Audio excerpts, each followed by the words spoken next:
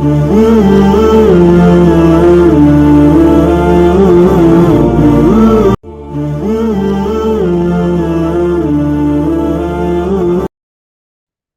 इश्रह ली सदरी वयस्सिर ली अमरी वाहलुल उक़्दतम मिन लिसानी यफ़क़हू क़ौली। सुब्हानल्लाह व बिहम्दिही सुब्हानल्लाहिल अज़ीम। सुब्हानल्लाह व बिहम्दिही सुब्हानल्लाहिल अज़ीम। सुब्हानल्लाह व बिहम्दिही सुब्हानल्लाहिल अज़ीम। को बताया था कि 5 इसके हिस्से हैं पूरे। इतनी बड़ी कुरान की सूरा है, बिगेस्ट सूरा। तो 5वें हिस्से का आखिरी जो बाब है, आखिरी हिस्सा जो है वो हम पढ़ रहे हैं। और इसमें इन्फाक की बरक़ात, उसकी ख़ुसूसियात और आफ़ात बयान हो रही हैं। इन्फाक मैंने आपको बताया कि जो अल्लाह के नाम पे हम खर्च करते हैं उसको इन्फाक कहा जाता है। बिस्मिल्लाहिर्रहमानिर्रहीम। अल्लाह की खुशनुदी के लिए और अपने आप को हक पर कायम रखने की गर्ज से अपना माल खर्च करने वालों की मिसाल उस बाग की है जो बुलंद और हमवार जमीन पर वाक़या हो। उस पर जोर की बारिश हो जाए तो वो दूना फल लाए, और जोर की बारिश ना हो तो फुआर भी काफी हो जाए। यानी अल्लाह की खुशनुदी के साथ वो इसलिए खर्च करते हैं कि इससे उन्हें नफ्स की ख्वाहिशात पर काबू पाने और उसे हक पर जमाए रखने की तरबियत हासिल हो। यानी वो ये उनकी बात की जा रही है। हक पर कायम रखने की गर्ज से मुराद ये है। उसके बाद उनका कहा है कि वो उनका बाग ऐसा हो जो बुलंद और हमवार ज़मीन पे हो, उसके लिए रब्वा का लफ्ज़ इस्तेमाल होता है। और इसके लिए भी उन्होंने तफ़सील बताई है कि बुलंद और हमवार ज़मीन के लिए आबो हवा की खुशगवारी एक मुसल्लम शै है। अगर ऐसी ज़मीन पर बाग हो तो उसकी बुलंदी एक तरफ तो उसकी खुश मंजरी का बायस होती है, दूसरी तरफ उसको सैलाब वगैरह से महफूज रखती है। नीज़ हमवार ज़मीन पर होने के सबब से उसके लिए उस तरह फिसल कर फना होने का अंदेशा भी नहीं होता जो ढलवान ज़मीनों के बागों और फसलों के लिए होता है। फिर आबो हवा की खूबी भी उसकी बाराबरी की ज़ामन होती है। अगर मौसम साज़गार रहा हो तो पूछना ही क्या, अगर साज़गार ना हो जब भी वो फल दे जाता है। और अरबों के यहाँ इस तरह का बाग जो है वो एक आइडियल अच्छे बाग की तस्वीर होता था। तो इसके बारे में अल्लाह ताला ने यहाँ बताया है कि ये मिसाल अल्लाह ताला ने जो अल्लाह की राह में रज़ाए इलाही के लिए इन्फाक करता है उसकी मिसाल ऐसे दी है। और कहा, ये मिसाल सामने रखो और मुतमिन रहो कि अल्लाह जो कुछ तुम करते हो अल्लाह उसे देख रहा है।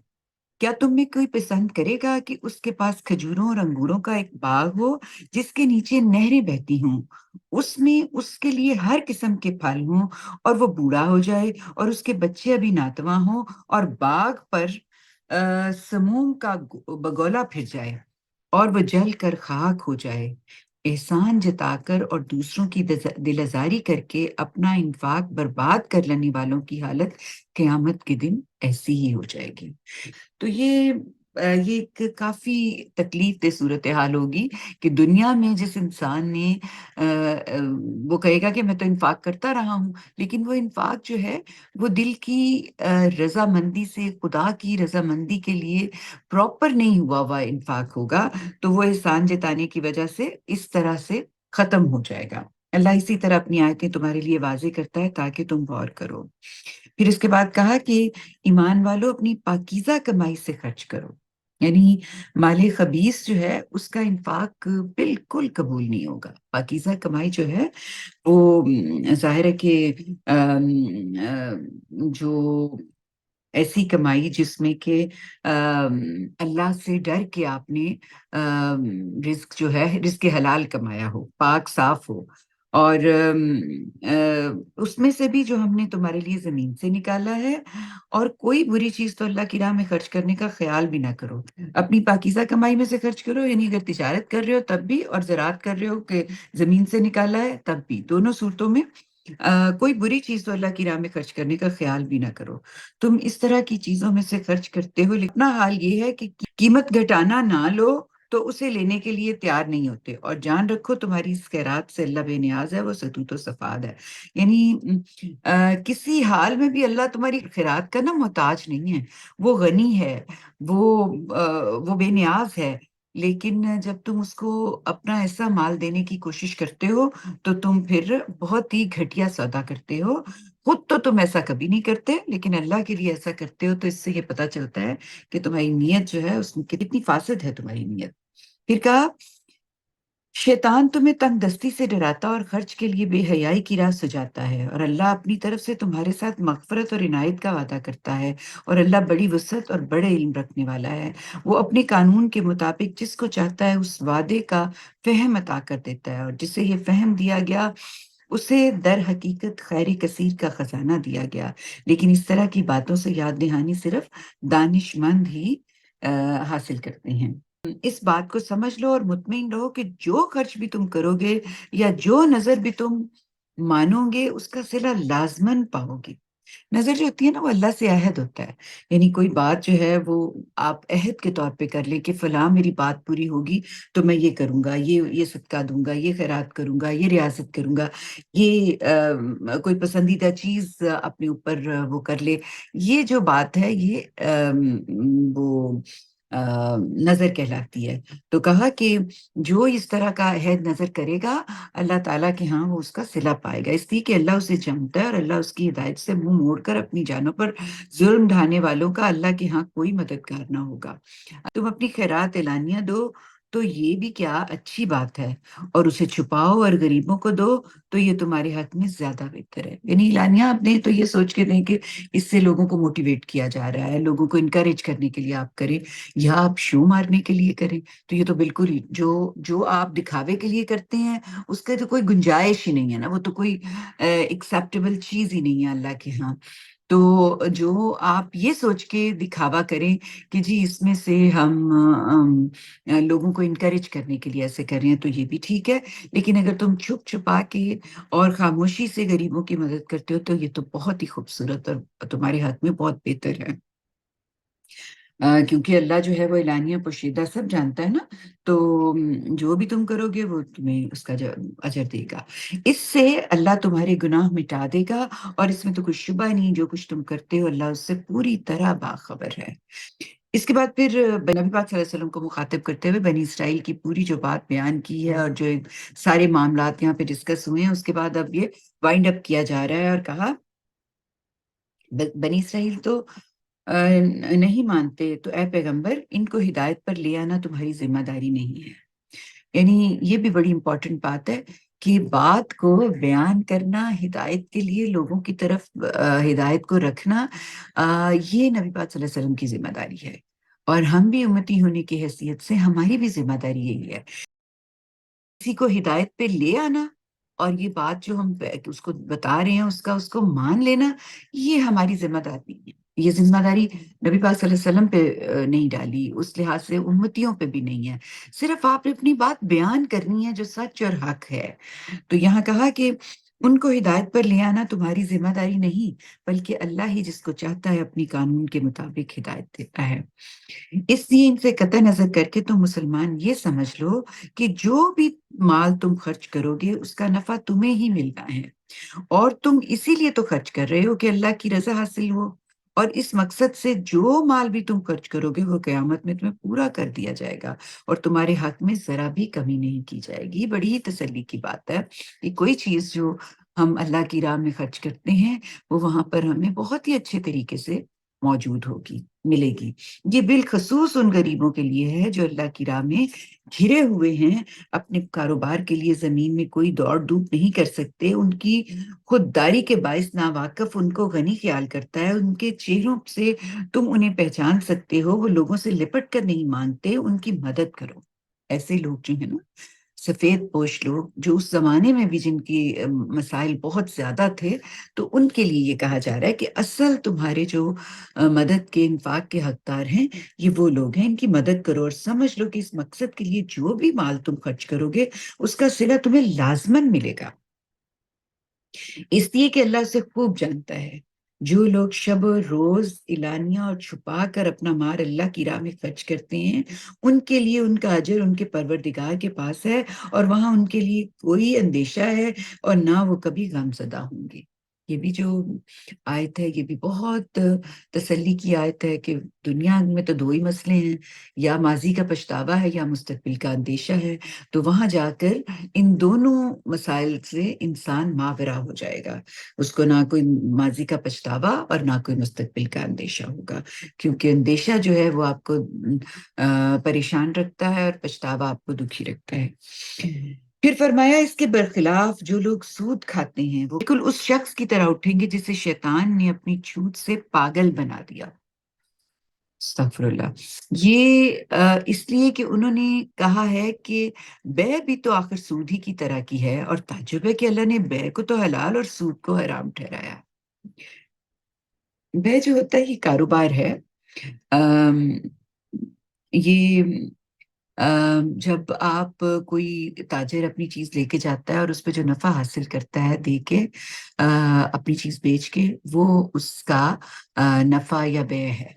और सूद ये होता है कि किसी के पास पैसा है पड़ा हुआ और वो किसी को कर्ज दे, और उस कर्ज के ऊपर उससे मुसलसल रिटर्न लेता रहे। तो अल्लाह ताला ने कहा कि इन दोनों में बड़ा फर्क है, लेकिन ये इतनी बेवकूफाना बात करते हैं कि इन दोनों में जैसे कोई फर्क नहीं है। तो जब ये दुनिया में पागलों जैसी बातें कर रहे हैं ना, तो आखिरत में भी जब ये उठेंगे तो ये पागलों की तरह उठेंगे। मैंने आपको बताया था ना कि दुनिया के जो आपके जराइम हैं, वो जिस तरह के होंगे, आखिरत में आपकी कैफियत उसी तरह के जराइम की पादाश में वैसी ही होगी। जैसे मैंने आपको कहा था कि मुतकब्बिर लोग जो हैं, जब वो कयामत के दिन उठाए जाएंगे तो वो छोटे छोटे हो जाएंगे, इंसानों के पैरों में गिरते पड़ते रहे होंगे।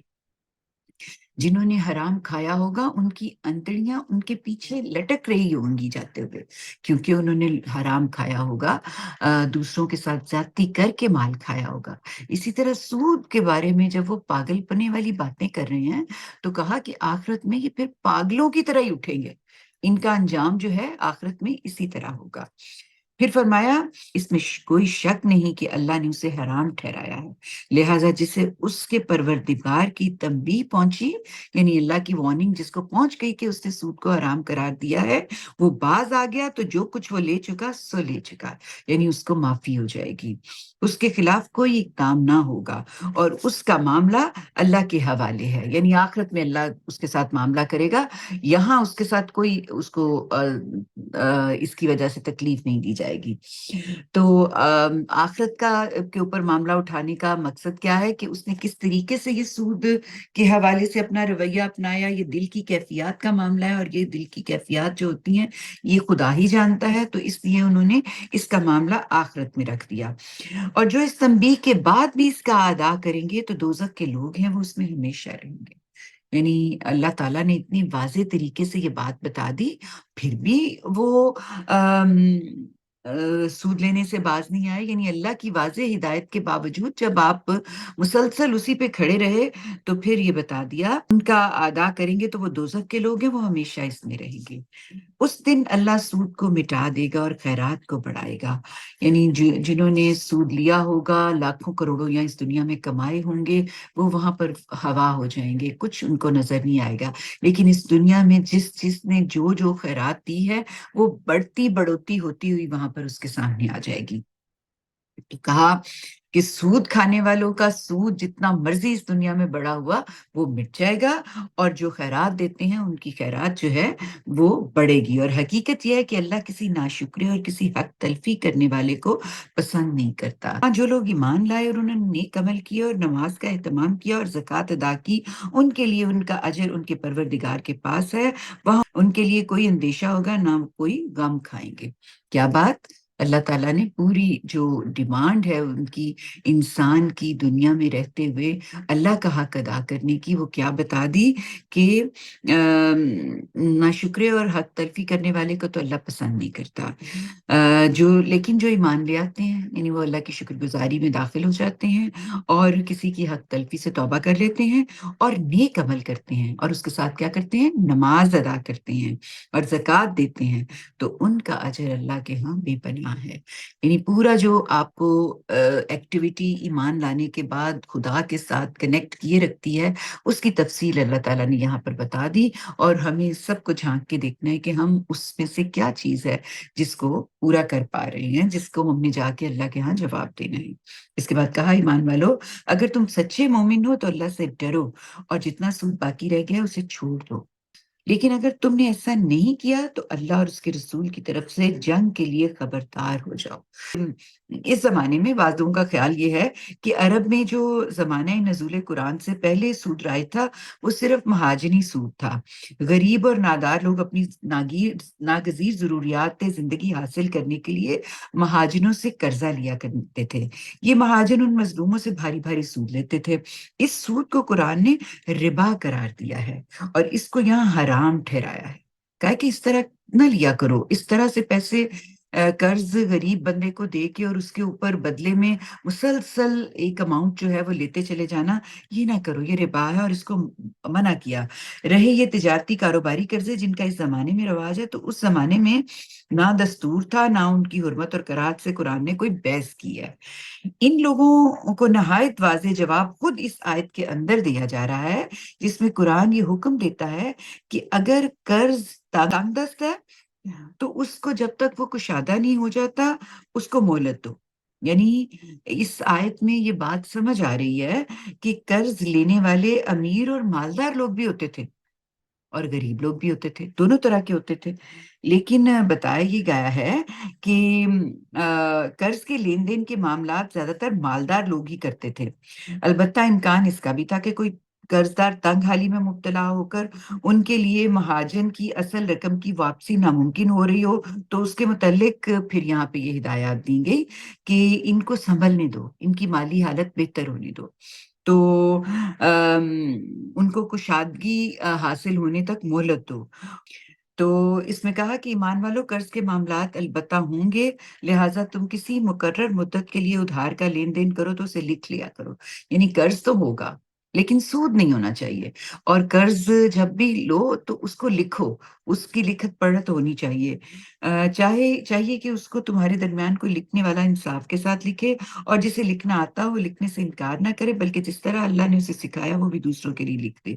ये लिखना उस जमाने के लिए जरा मुश्किल काम होता था, तो इसलिए उसकी ताकीद की गई है, क्योंकि लिखी हुई चीज जो होती है वो फिर एक गवाही बनती है। वरना जुबान की बात जो होती है वो कई दफा दुनिया से चले जाने के बाद उसका कोई हिसाब किताब नहीं रह जाता। तो अल्लाह ताला ने बहुत सारे नजायज मामलात जो हैं उनको उनसे रोकने के लिए, उसको खत्म करने के लिए ये कहा कि लिख लो, और जो इसको लिखना आता है वो दूसरों के लिए लिखे। और ये दस्तावेज उसे लिखवानी चाहिए जिस पर हक आयद होता है, यानी कर्ज लेने वाला लिखवाएगा, और वो अल्लाह अपने परवरदिगार से डरे और उसमें कोई कमी ना करे। फिर अगर वो शख्स जिस पर हक आयद होता है नादान या ज़ईफ हो या लिखवाना ना सकता हो, तो उसके वली को चाहिए कि वो इंसाफ के साथ लिखवा दे, और तुम इस पर अपने मर्दों में से दो आदमियों की गवाही करा लो। लेकिन दो मर्द ना हो तो एक मर्द और दो औरतें हों तुम्हारे पसंदीदा गवाहों में से। दो औरतें इसलिए कि अगर एक उलझे तो दूसरी याद करा दे, और ये गवाह जब बुलाए जाएं तो उन्हें इनकार नहीं करना चाहिए। और मामला छोटा हो या बड़ा हो, उसके वादे तक उसे लिखने में तसाहुल ना करो। अल्लाह के नजदीक ये तरीका ज्यादा मबनी पर इंसाफ है। यानी ये कि जब तुम कोई मामला करने लगो, दो मर्दों की गवाही लिखवाओ, अगर दो मर्द मौजूद नहीं है तो एक मर्द और दो औरतें रख लो। ये सिर्फ दस्तावेजी शहादत से मुताल्लिक है, और हर शख्स जानता है कि शहादत के लिए गवाह का इंतखाब हम खुद करते हैं। यानी मैंने अगर कोई चीज खरीदनी है, या मैं कोई मामला करने लगी हूँ और मैं कोई कॉन्ट्रैक्ट करने लगी हूँ, तो ये मेरी मर्जी है कि मैं किसको गवाही के लिए बुलाऊं, इसमें मेरे पास चॉइस है। लेकिन जब कोई मामला वाकयाती शहादत होती है कि कोई सिचुएशन है उसमें हो गया, तो उसके लिए ये गवाही नहीं है। ये गवाही आपके अपनी जाती जो मामलात हैं उनके लिए है। और हम अगर कोई दस्तावेज लिखते हैं या किसी मामले में कोई इकरार करते हैं, तो हमें इख्तियार है कि उस पर जिसे चाहे गवाह बनाएं। लेकिन ज़ना, चोरी, डाका, कत्ल और इस तरह के दूसरे जराइम में जो शख्स भी मौके पे होता है वही गवाही करार पाता है। चुनांचे शहादत के इन दोनों सूरतों का फ़र्क इस कदर वाज़ेह है कि इनमें से एक को दूसरे के लिए क़यास नहीं किया जा सकता। ये जावेद साहब ने इसकी एक्सप्लेनेशन लिखी है। और दूसरी ये कि आयत के मौका और महल और उसलूब बयान में इस बात की कोई गुंजाइश नहीं है कि इसे कानून और अदालत से मुतल्लिक करार दिया जाए। कहा इसमें अदालत को मुखातिब करके ये बात नहीं कही गई कि इस तरह का कोई मुकदमा अगर पेश किया जाए तो मुद्दई से इस निसाब के मुताबिक गवाह तलब करो। इस तरह का इसके मुखातिब उधार का लेन देन करने वाले हैं और इसमें उन्हें ये हिदायत की गई है कि वो अगर एक खास मुद्दत के लिए इस तरह का कोई मामला करें तो उसकी दस्तावेज लिख लें और नज़ा और नुकसान से बचने के लिए उन गवाहों का इंतखाब करें जो पसंदीदा इखलाक के हामिल, मोतबर, सिक्का और ईमानदार भी हों और अपने हालात और मुशागल के लिहाज से इस जिम्मेदारी को बेहतर तरीके से पूरा कर सकते हैं। यही वजह है कि इसमें असलन मर्दों को ही गवाह बनाने और दो मर्द ना हो तो एक मर्द के साथ दो औरतों को गवाह बनाने की हिदायत की गई है ताकि उस जमाने में घर में रहने वाली ये बीबी अगर अदालत के माहौल में किसी घबराहट में मुब्तला हो तो गवाही का अभाम और इज़्तिराब से बचाने के लिए दूसरी बीबी इसका सहारा बन जाए।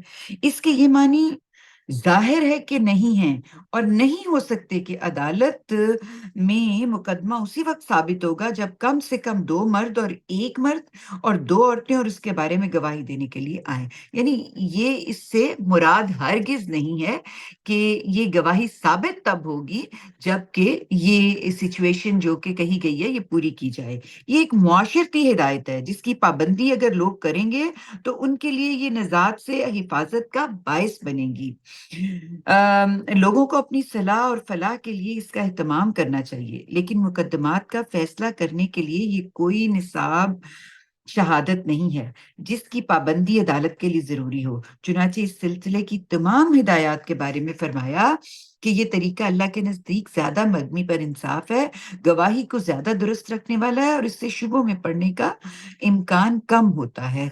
इससे ये हरगिज़ नहीं मतलब कि इसमें औरत जो है उसको किसी भी तरीके से कमतर साबित किया जा रहा है। फिर इसके बाद कहा कि तुम्हारे पसंदीदा गवाहों में से 2 औरतें इसलिए कि अगर एक उलझे तो दूसरी याद दिला दे और ये गवाह जब बुलाए जाएँ उसे लिखने में तसाहल ना करो, अल्लाह के नज़दीक ये तरीका मबनी पर इंसाफ है। फिर उसके बाद कहा कि अ, गवाही को ज़्यादा दुरुस्त रखने वाला है ये तरीका, यानी गवाही को ज़्यादा दुरुस्त रखने वाला है और इससे तुम्हारे शुबों में पड़ने का इम्कान भी कम हो जाता है। हाँ, अगर मामला रूबरू और दस्तगिरदां नौयत का हो, यानी आप 1 टू 1 रोज़ लेते हैं पैसे, इस तरह का हो, तब उसके ना लिखने में कोई हर्ज नहीं। और सौदा करते वक़्त भी गवाह बना लिया करो और मुतनब्बे रहो कि लिखने वाले या गवाही देने वाले को नुकसान ना पहुँचाया जाए और अगर तुम ऐसा करोगे तो ये वो गुनाह है जो तुम्हारे साथ चिपक जाएगा। तो अल्लाह से डरते रहो और इस बात को समझो कि अल्लाह तुम्हें तालीम दे रहा है और अल्लाह हर चीज़ से वाकिफ़ है। अच्छा, इसमें अ, फिर इन्होंने इस लेन-देन को बयान किया है कि जब कोई कर्ज़ लेन-देन एक ख़ास मुद्दत तक के लिए हो तो उसकी दस्तावेज़ ज़रूर लिखी जाएगी। यानी इस सारे बाब से जो पता चलता है वो ये है और ये दस्तावेज़ दोनों पार्टियों की मौजूदगी में होगी। लिखने वाला इंसाफ के साथ लिखेगा, इसमें कोई चीज़ ऐड या सब्ट्रैक्ट नहीं करेगा और जिसको लिखना आता है, जो कर सकता है, वो इससे इनकार नहीं करेगा। लिखने का तरीका अल्लाह ने सिखाया, ये अल्लाह की नेमत है और नेमत जो है उसकी शुक्रगुज़ारी यही है कि जब किसी दूसरे को ज़रूरत पड़े उसकी मदद करे और ये इसलिए नसीहत की कि उस ज़माने में पढ़े-लिखे लोग कम थे और दस्तावेज़ लिखवाने की ज़िम्मेदारी जो है वो कर्ज़ लेने वाले पे डाल दी गई और कहा कि तक़वे का लिहाज़ रखते हुए इसको लिखा जाए, गैर ज़रूरी तौर पे कोई चीज़ इसमें ऐड या सब्ट्रैक्ट ना की जाए और अगर कोई कम अकल, ज़ईफ़ नादार कोई ऐसा इंसान है जो इसका अहल नहीं है कि वो लिखवा सके, उसका वकील या वली मुकर्रर किया जाएगा और 2 मर्दों की गवाही सबत की जाएगी। यानी 2 मर्दों की गवाही से 2 बातें बेयक वक़्त इसमें निकलती हैं कि एक ये कि वो मुसलमान हो, दूसरा ये कि वो मेल-जोल और ताल्लुक के लोगों में से हो, फ़रीक़ीन उसको पहचानते हों, ये एक बात की, और दूसरी हिदायत ये है कि वो पसंदीदा इख़लाक़ और अमल वाला हो। ये सारी अगर सिफ़ात 2 मर्दों में मुयस्सर ना आ सकें, यानी ये जो ऊपर अल्लाह ने कही हैं गवाही के लिए मुकर्रर करने के लिए किसी दस्तावेज़ को लिखवाने के लिए। ये बात याद रखें, किसी दस्तावेज़ को लिखवाने के लिए ये सिर्फ़ बात हो रही है।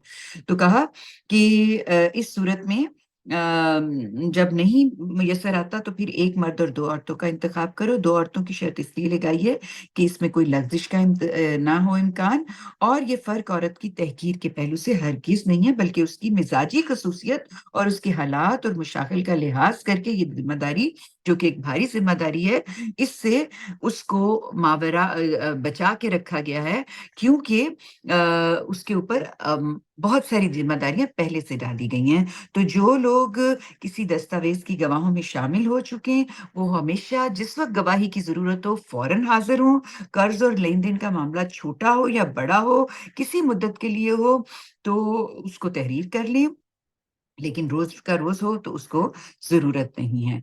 तो साथ ही ये भी बता दिया कि अगर कोई लड़ाई-झगड़ा पैदा हो जाता है, तो गवाह को नुकसान नहीं पहुँचाने की कोशिश करनी, और क्योंकि वो एक इज्तिमाई खिदमत ज़िम्मेदारी दे रहा है।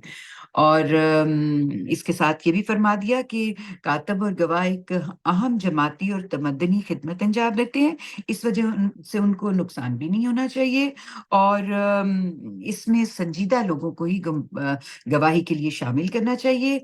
और इसमें कुरान ने इसमें जो लोग कोई गवाह होते हैं, उनको तंग करने का जो रास्ता निकाल लेते हैं और अपनी फ़ेवर करने की कोशिश करते हैं, उनको रोकने के लिए भी कहा है। और आखिर में ये कहा है कि अगर ये इसके बावजूद कि इतनी वाज़ेह बातें की जाती हैं, अगर ये करते रहेंगे तो ये गुनाह इनके साथ चिपक जाएगा। फिर फरमाया, और अगर तुम सफ़र में हो और कोई लिखने वाला ना मिले, तो कर्ज़ का मामला रहन कब्ज़ा करवाने की सूरत में भी हो सकता है।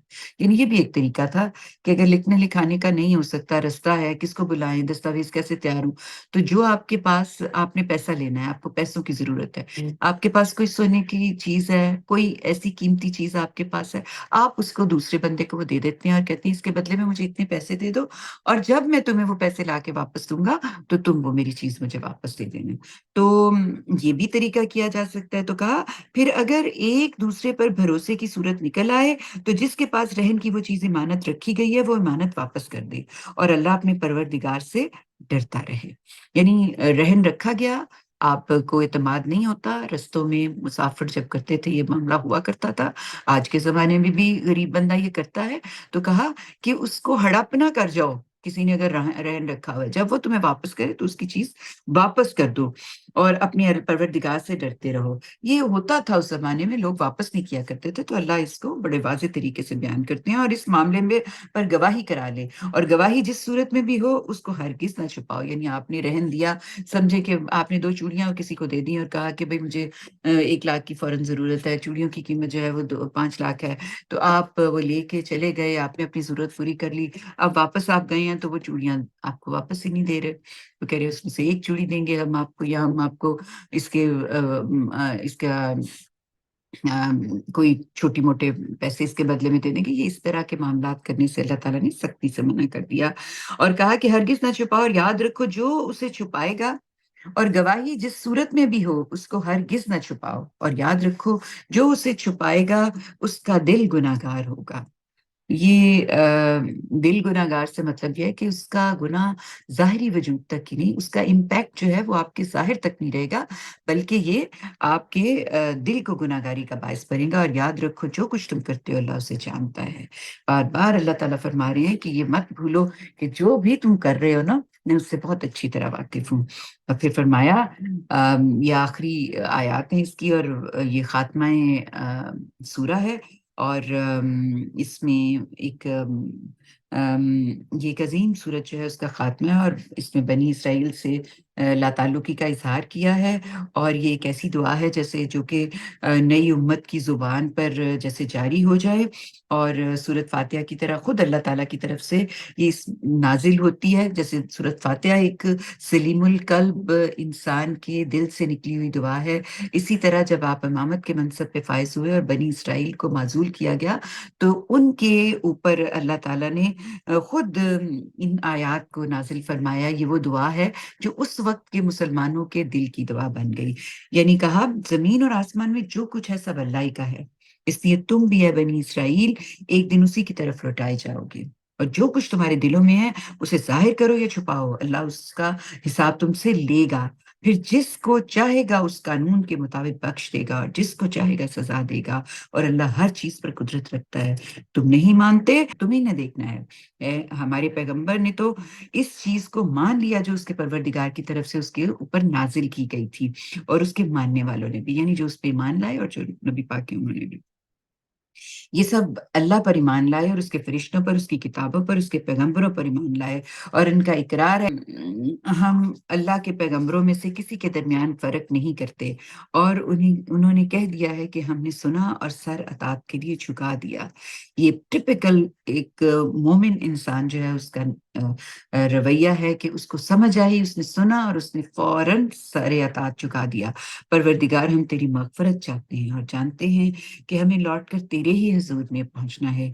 ये हकीकत है कि अल्लाह किसी पर उसकी ताकत से ज़्यादा बोझ नहीं डालता। ये बात दुआ की सूरत में चल रही है और दरमियान में जिमला मोतरज़ा होता है, यानी साथ ही कोई ऐसी बात जिससे कि उसकी मज़ीद वज़ाहत हो जाती है।